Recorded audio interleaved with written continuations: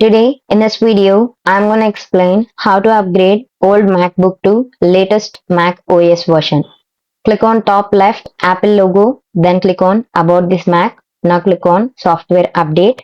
If update is not available, then close the window. Then open the Chrome, then search for Mac OS compatibility. Then click on first website link. Now scroll down to MacBook Air and click on Expand.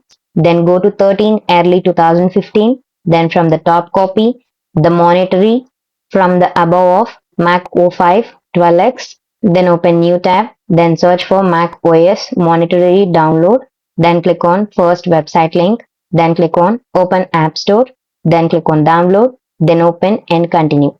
By following the steps, you can upgrade old MacBook to latest Mac OS version.